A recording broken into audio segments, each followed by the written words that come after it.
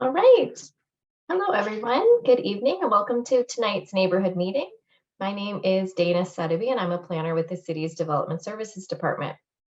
The purpose of tonight's meeting is to present to you the neighborhood, a development concept being considered by the owner and development team of 242 Edgehill Drive prior to a formal development application being submitted to the city. This provides an opportunity for the development team to hear initial community feedback and incorporate it into their plans prior to making a full formal development application. Please be aware we are recording this meeting for the public record. The recording will be used for the purposes of garnering your input and respond to inquiries and will be considered public information. Please be aware that as a registered attendee tonight, your mailing or email address will be added to the mailing list so that you can receive further information about this application as it progresses. So should you have any questions regarding this collection, please contact the Development Services Department. I would also like to let everyone know that there are staff behind the scenes managing the technology tonight. So they're here to make sure the meeting runs smoothly, to grant participants the opportunity to speak, and to assist with any questions in the chat. Please bear with us if we have any issues. For some reason, if you do get disconnected, feel free to log back in again. So I just wanted to go over the meeting overview. So the intent of tonight's meeting is to provide the members of the public with an opportunity to become familiar with the application and the planning review process, and to also ask the applicant questions and provide any feedback. So what to expect during tonight's neighborhood meeting: a brief overview of the city's process and timing, a presentation from the applicant's representative describing the proposal, and an opportunity to ask questions either to the city staff or to the applicant, and to provide any comments or identify any concerns with the application. So what not to expect: city staff recommendations on the application or a detailed analysis on the proposal.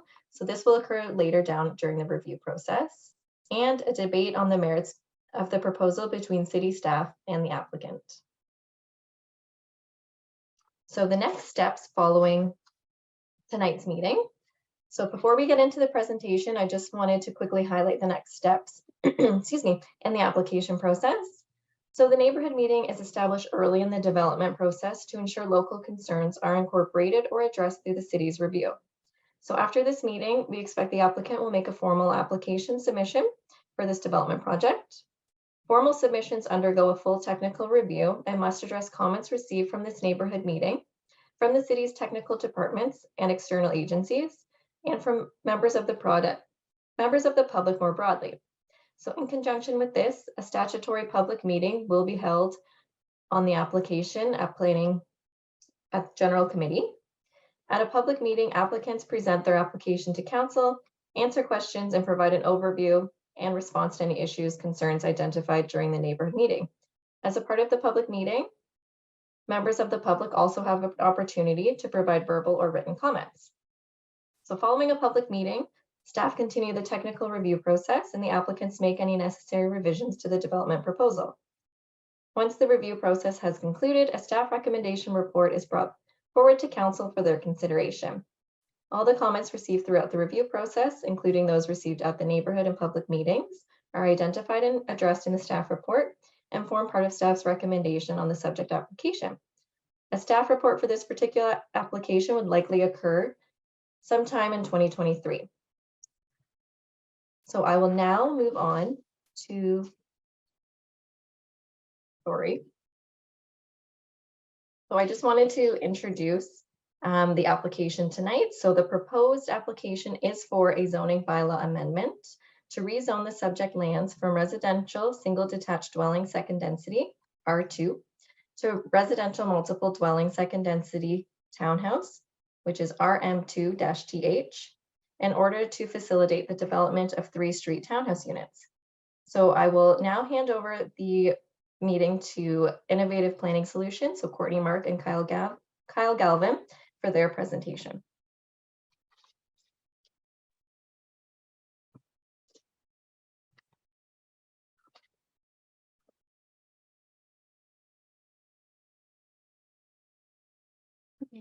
Good evening, everyone, and thank you for attending tonight's neighborhood meeting. My name is Courtney Mark, and I'm a planner with Innovative Planning Solutions presenting on behalf of our client. Also here with me is Kyle Galvin, a senior planner with Innovative Planning Solutions, who will help answer questions following the presentation. I would like to note that the information and project details I'm speaking to are very preliminary in nature and are subject to change as we have not submitted the formal application yet. The purpose of this meeting is to provide you with the project details, obtain feedback, and integrate these comments into the project moving forward.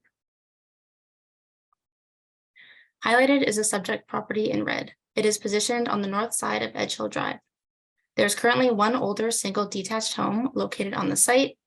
The lands have an area of 730 square meters with 23.1 meters of frontage along Edgehill Drive. The surrounding area consists of a variety of dwelling types, including single detached dwellings and townhomes. Oates Park is located directly north of the site, and Surrey Park is located a little further to the north. Commercial amenities, services, and the City of Barrie Operations Center are located to the south, and public transit route 5A is located along Edgehill Drive. So this slide shows the current official plan designation of the subject lands. The lands are designated residential and is located within the Latita Heights planning area. It is also positioned on a minor collector road within the wellhead protection area and is within the city's built-up area. Lands designated residential are intended to provide all forms of tenure and housing. Goals and principles within the official plan aim to accommodate current and future needs of residents by providing an appropriate range and mix of housing options. The subject lands are located within the built-up area where development of residential units is directed. Residential revitalization and intensification are also encouraged in this area in order to support the viability of healthy neighborhoods and to achieve desirable compact urban form. It will also provide additional housing to help address the housing crisis. The development will be able to connect the current the development will be able to connect to current infrastructure and will not place strain on these services. The official plan directs the zoning bylaw to be amended in order to allow for innovative housing that is in accordance with good land use planning principles.